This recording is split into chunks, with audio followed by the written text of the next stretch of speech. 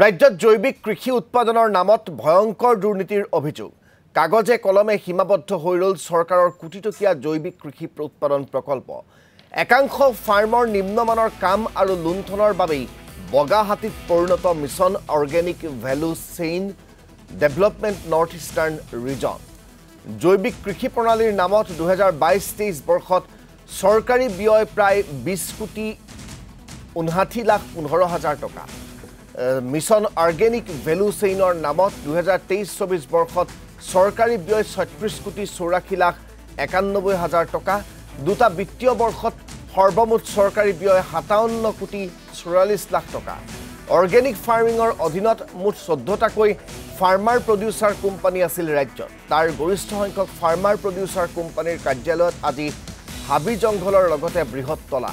কেনেকৈ চলিছে আজিৰ তাৰিখত জৈৱিক কৃষি প্ৰণালী প্ৰক্ৰিয়া সেয়া আজি আমি আপোনালোকক সবিশেষ জনাম সেয়া আজি আমি আপোনালোকক তথ্য প্ৰমাণ সহকাৰে দেখুৱাৰ চেষ্টা কৰিম গোটেই বিষয়টো সন্দৰ্ভত এটা প্ৰতিক্ৰিয়া আমি আপোনালোকক শুনুৱাই ল'ব বিচাৰিছোঁ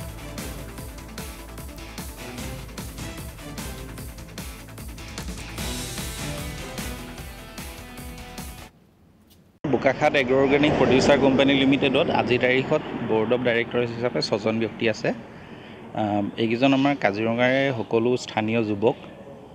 শিক্ষিত যুৱক আৰু তেওঁলোক সম্পূৰ্ণ ৰাজনৈতিক ব্যক্তি সাধাৰণ ঘৰৰ শিক্ষিত যুৱক এই 6জন ব্যক্তি মিলি পেলাই আমি বৰ্তমান বৰ্ড অফ ডাইৰেক্টৰ হিচাপে ইয়াতে কাম কৰি আছোঁ 2016 চনত এই কোম্পানীটো গঠন কৰিছিলোঁ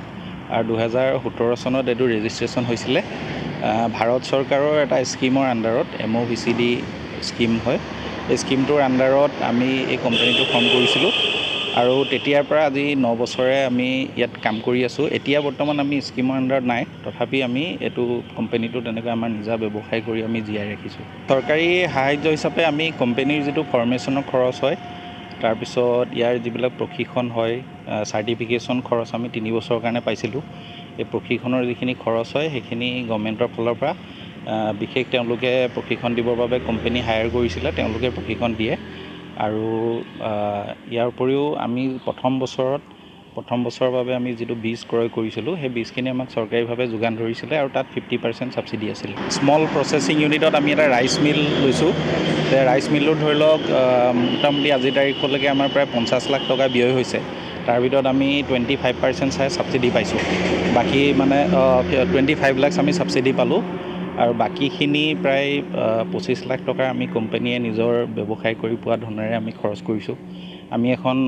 মিনি ট্ৰাক লৈছিলোঁ যিখন প্ৰায় 18 লাখ টকাৰ দাম সেইখন আমি 6 লাখ টকাৰ ছাবচিডি পাইছিলোঁ আৰু ঠিক তেনেকৈ আমি এখন ৰেফ্ৰিজাৰেটেড ভেন লৈছিলোঁ সেইখনৰ 24 লাখ টকা দাম আছিলে সেইখনত আমি 75% ছাবচিডি পাইছোঁ আমি ট্ৰেক্টৰ পাৱাৰ টিলাৰ এইবিলাকো আমি কাষ্টম হায়াৰিং চেণ্টাৰ বুলি কয় কাষ্টম হায়াৰিং চেণ্টাৰৰ অধীনত আমি 75% ছাবচিডিত পাইছিলোঁ আৰু ধান ৰোৱা মেচিন ধান কটা মেচিন মৰণা মৰা মেচিন এইখিনি আমি VLFMB বুলি এটা স্কিমৰ আণ্ডাৰত এগ্ৰিকালচাৰত সেইটো 90% ছাবচিডিত আমি পাইছিলোঁ মূলতঃ ধান উৎপাদন কৰোঁ আৰু আদা হালধিও আমি উৎপাদন কৰি আহিছোঁ আমাৰ যিখিনি উৎপাদন হয় বিশেষকৈ আমি ধানৰ চিড উৎপাদন কৰি আসাম চিড কৰ্পোৰেশ্যনতো ছাপ্লাই দিছোঁ আৰু ব্লেক ৰাইচ আমি উৎপাদন কৰি আছোঁ ব্লেক ৰাইচখিনি আমাৰ বিশেষকৈ তামিলনাডু কেৰেলা আদিলৈ আমি বিক্ৰী কৰোঁ আৰু আদা হালধিও তেনেকৈ শুকান আদা হালধি কৰি পেলাই আমি আপোনাৰ গুজৰাট মুম্বাই এনেকুৱা ধৰণৰ কিছুমান তাতে ট্ৰেডাৰ আছে তেওঁলোকে আমাৰ পৰা কিনি লৈ যায় এই আপোনালোকে প্ৰতিক্ৰিয়া শুনিলে আৰু এই গোটেই বিষয়টো সন্দৰ্ভত সবিশেষ জানিবৰ বাবে আমি নিউজ ডেস্কলৈ আপোনালোকক লৈ যাম য'ৰ পৰা সতীৰ্থ পুলক মহন্ত আমাৰ সৈতে সংযুক্ত হৈছে পুলক মহন্ত ৰাজ্যত যে জৈৱিক কৃষি উৎপাদনৰ নামত ভয়ংকৰ দুৰ্নীতিৰ অভিযোগ উত্থাপিত হৈছে গোটেই প্ৰসংগটো সন্দৰ্ভত কেনেকুৱা কি তথ্য আপোনাৰ হাতত আহি পৰিছে চাওক ৰাজদীপ আমি কালি দিনটোৰ পৰাই এই বাতৰি সবিস্তাৰে সম্প্ৰচাৰ কৰিছিলোঁ যিসমূহ আমি বিশেষকৈ ফাৰ্মাৰ প্ৰচেছিং ইউনিট বিশেষকৈ যি 14টাকৈ ফাৰ্মাৰ প্ৰচেছিং ইউনিট অসমত আছে বুলি কোৱা হৈছে কাগজে কলমে কিন্তু যিমান দূৰ আমাৰ হাতলৈ তথ্য আছে সৰ্বমুঠ 12টা উজনিৰ পৰা নামনিলৈ বা বৰাকৰ পৰা ব্ৰহ্মপুত্ৰলৈ যদি চাই অসমত সৰ্বমুঠ 12টাকৈ ফাৰ্মাৰ প্ৰচেছিং ইউনিট আছে আৰু এই ফাৰ্মাৰ প্ৰচেছিং ইউনিটসমূহ হৈছে এই বিশেষ স্কিমখনৰ যিখন স্কিমৰ কথা আমি কৈ আছোঁ কেন্দ্ৰীয় চৰকাৰ বিশেষকৈ অৰ্গেনিক ফাৰ্মিঙৰ বাবে সেই স্কিমখনৰ আণ্ডাৰত থকা একেবাৰে তৃতীয় পৰ্যায়ৰ তেওঁলোক ফাৰ্মাৰ অৰ্থাৎ যাৰ জৰিয়তে উৎপাদনসমূহ কৰিবৰ বাবে বিশেষ সুবিধা চৰকাৰে দিছিলে আৰু যি সুবিধাৰ বাবে দুবছৰত প্ৰায় 57 কোটি 44 লাখ টকা চৰকাৰে ব্যয় কৰিছিলে এতিয়া মূল প্ৰসংগটো হৈছে মূল বিষয়টো হৈছে এই যে 12টাকৈ ফাৰ্মাৰ প্ৰডিউচাৰ কোম্পানী আছে বিভিন্ন প্ৰান্তত আমি সতীৰ্থ সাংবাদিকসকল আমাৰ বিগত দিনসমূহত তালৈ গৈছে তাৰ যিখন জিয়া ছবি সেয়া আপোনালোকক দেখুৱাবলৈ যত্ন কৰিছে যে আজিৰ তাৰিখত সেই ফাৰ্মাৰ প্ৰডিউচাৰ কোম্পানীসমূহ কেনে ৰূপত আছে 2022 চনৰ পৰা ৰাজ সাহায্য পাইছিলোঁ বুলি কোনো লোকে যদি কৈছে কোনো লোকে ইতিমধ্যে কৈছে বোকাখাটৰ যিগৰাকী ডাইৰেক্টৰ তেওঁ এটা কথা উল্লেখ কৰিছে যে 2017 চনৰ পৰা তেওঁলোকৰ সেই সাহায্যসমূহ লাভ কৰিছিলে অৰ্থাৎ সেই সাহায্যসমূহ এই 12টাকৈ কোম্পানীক ফাৰ্মাৰ প্ৰডিউচাৰ কোম্পানীক প্ৰদান কৰিছিলে 3টাকৈ কোম্পানীয়ে অৰ্থাৎ যোনে নেকি টেণ্ডাৰসমূহ লাভ কৰিছিলে কেন্দ্ৰীয় চৰকাৰৰ পৰা বিশেষকৈ এই অৰ্গেনিক ফাৰ্মিঙত তেওঁলোকে উদগনি দিবৰ বাবে বা বিশেষ সাহায্য দিবৰ বাবে আৰু চৰকাৰে এই অৰ্গেনিক ফাৰ্মাৰসকলক সাহায্য প্ৰদান কৰিবলৈ যি 3টা কোম্পানীয়ে যি টেণ্ডাৰ হৈছিলে সেই টেণ্ডাৰত লাভ কৰিছিলে প্ৰথমটো কোম্পানী যদি আমি নাম কওঁ সেয়া হৈছে শ্ৰী সাই মংগলম এছ'চিয়েশ্যন যিটোৱে নেকি 32টাকৈ বিভিন্ন ধৰণৰ সামগ্ৰী এই 12টাকৈ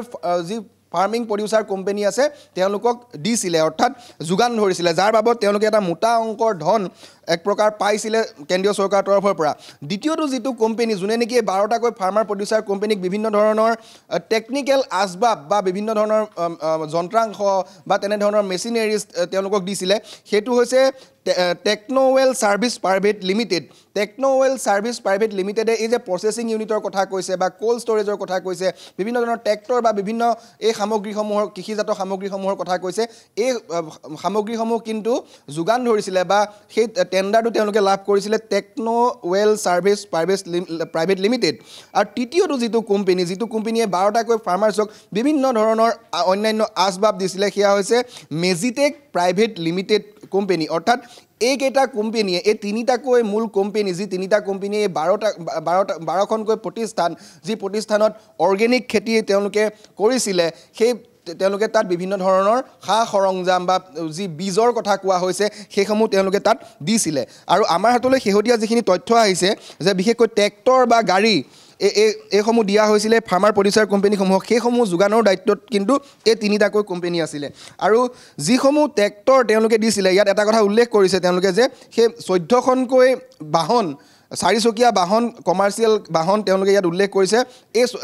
12টাকৈ কোম্পানীক দিছিলে এতিয়া কথা হৈছে আমাৰ সতীৰ্থ সাংবাদিকসকল যেতিয়া এই 12টাকৈ ফাৰ্মাৰ প্ৰডিউচাৰ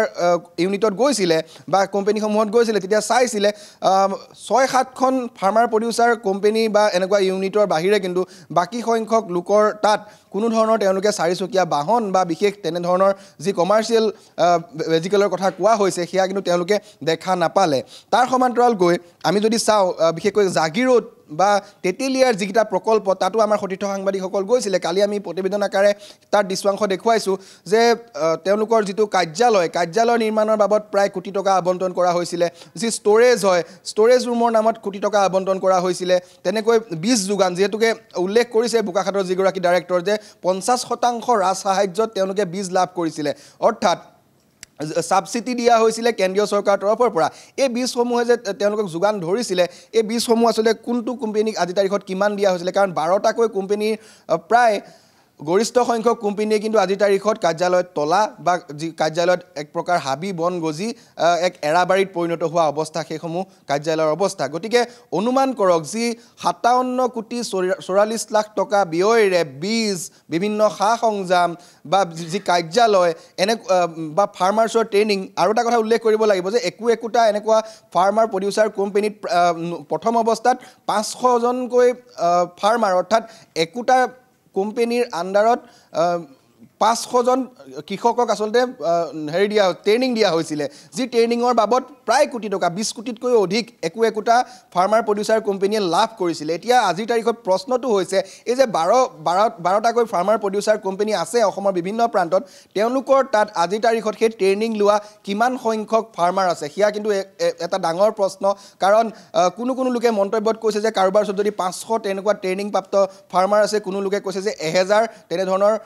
ট্ৰেইনিং প্ৰাপ্ত ফাৰ্মাৰ বা কৃষক আছে যদিহে আছে সেয়া ভাল খবৰ বা ভাল কথা কাৰণ ৰাজ্যত যি ধৰণৰ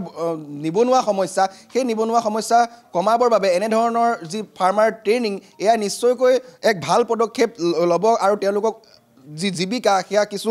সুচল কৰি তুলিব কিন্তু প্ৰকৃতাৰ্থত কিমানজন ফাৰ্মাৰ আজি ইয়াৰ পৰা উপকৃত হৈছে কিমান সংখ্যক ফাৰ্মাৰে ইয়াৰ ট্ৰেইনিং লৈ তেওঁলোকে সেই সুফল লাভ কৰিব পাৰিছে সেয়া কিন্তু আজিৰ তাৰিখত ডাঙৰ প্ৰশ্ন গতিকে এই গোটেই বিষয়টো যদি আপুনি চাই ইয়াত যে কেইবা কোটি টকাৰো কিছু খেলি মেলি আছে আৰু বিশেষকৈ যিখিনি বীজৰ কথা হওক বা মেচিনেৰিজৰ কথা হওক বা যি কাৰ্যালয় হওক কোল্ড ষ্ট'ৰেজ হওক এনেধৰণৰ বিভিন্ন আচবাবৰ বাবদ যি কোটি টকা আচলতে আবণ্টন হৈছিল আৰু যি তিনিটা বিশেষ কোম্পানীৰ নাম আমি উল্লেখ কৰিছোঁ যি তিনিটা কোম্পানীয়ে বস্তুসমূহ যোগান ধৰিছিলে তেওঁলোকে প্ৰকৃতাৰ্থত এই 12খনকৈ ফাৰ্মত এইসমূহ বস্তু দিছিল নে সেয়া কিন্তু এই মুহূৰ্তত ডাঙৰ প্ৰশ্ন